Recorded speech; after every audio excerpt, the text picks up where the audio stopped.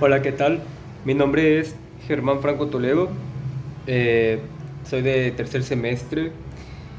Vengo a hablar sobre la articulación temporomandibular, que es un tema sobre la anatomía de la cabeza y parte también del cuello. En este caso, la articulación temporomandibular es una articulación tipo bicondilea.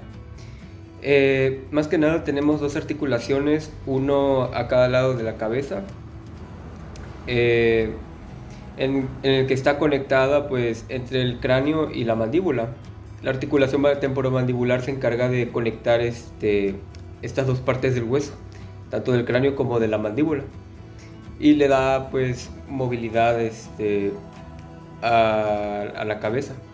Teniendo una visión general de la articulación temporomandibular, podemos ver que eh, la articulación se conforma por varias partes del hueso, tanto del cráneo y de la mandíbula. En ello tenemos el hueso temporal, que va a estar relacionado principalmente a la articulación. En ellos serán la apófisis cigomática y el hueso cigomático, donde se insertarán las dos apófisis de la mandíbula. La apófisis más grande pues es la apófisis coronoides, que se va a conectar, se va a insertar principalmente por el hueso cigomático y parte del hueso de la apófisis cigomática. En ella pues igual tenemos el cuello. La articulación temporomandibular tiene una visión amplia, no es solamente una articulación o una doble articulación, sino que está conformada por varias partes del hueso del cráneo y de la mandíbula. Eh, y se van a insertar ambos. Tenemos en ello las que involucran el hueso temporal, donde estará conectado el apófisis cigomático y el hueso cigomático. En ello se van a insertar las dos apófisis de la mandíbula. En ello tenemos la apófisis coronoides, donde se va a insertar en el hueso cigomático y la apófisis cigomática. Tenemos la apófisis condilar, donde tenemos parte también del cuello de esta apófisis. Ahí estará insertado el ligamento temporomandibular. Al lado de ellos también pues involucra el conducto auditivo externo y la apófisis mastoides. Y pues tenemos varias partes que involucran la articulación, como la mandíbula y parte de la rama de la mandíbula. Y todo esto conforma la movilidad de la cabeza.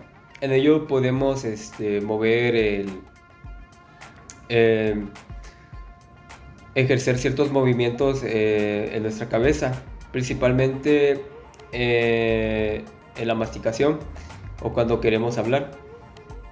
Como habíamos mencionado anteriormente, la estructura de la articulación está conformado principalmente por la cápsula articular. En ello pues tenemos la cavidad glenoidea del hueso temporal, que es la parte más gruesa. Si nos hacemos un enfoque en corte sagital, podremos ver que la cavidad glenoidea es más gruesa. Y como habíamos mencionado sobre sus estructuras, igual tenemos el cóndilo mandibular, tenemos el disco articular, que conformará la articulación, la cavidad glenoidea del temporal, que es la parte más gruesa. Tenemos la eminencia o el tubérculo temporal, que es la parte más delgada del temporal, y tenemos después el conducto auditivo externo que había mencionado anteriormente. Estos harán como que una pequeña capa de la articulación. Imagínense como si fuera un sándwich que está conformada por varias capas. La articulación se encarga igual de conformar estas capas para poder realizar su función, que es mover la mandíbula. Tenemos los sinoviales, tanto el superior como el superior. El sinovial se va a encargar de lubricar la articulación para que no pueda haber un holgamiento o un disloque de la mandíbula y el cráneo, sino que pueda mantener realizando movimiento a cada rato la mandíbula. En ello podemos igual realizar movimientos a través de los músculos de la masticación. En ellos tenemos los pterigoideos laterales y mediales. Tenemos los pterigoideos laterales superior e inferior. Tenemos el músculo macetero, que se encargará igual de dar movilidad a la mandíbula, tanto hacia arriba y abajo para cerrar nuestra boca, y también movimientos laterales, ¿sí? Como por ejemplo podemos abrir y cerrar, podemos realizar movimientos laterales y movimientos hacia adelante y atrás. Este tipo de movimientos es gracias a la articulación temporomandibular y las estructuras que la conforman. La articulación en sí se encuentra soportada por los famosos ligamentos. En ellos tenemos 4 tipos de ligamentos que le dan soporte a la articulación.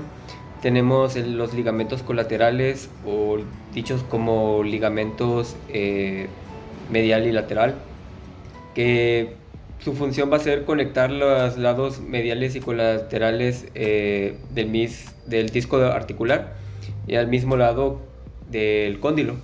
Tenemos a los ligamentos laterales de la articulación. Estos pues se encuentran en la cara y su función es impedirle el desplazamiento lateral o posterior del cóndilo de la mandíbula. Tenemos el ligamento estilomandibular, que en sí tiene su origen en el proceso del estiloides y se inserta en el ángulo de la mandíbula. Es responsable más que nada de permitir la protrusión de la mandíbula. Y tenemos el ligamento esfenomandibular.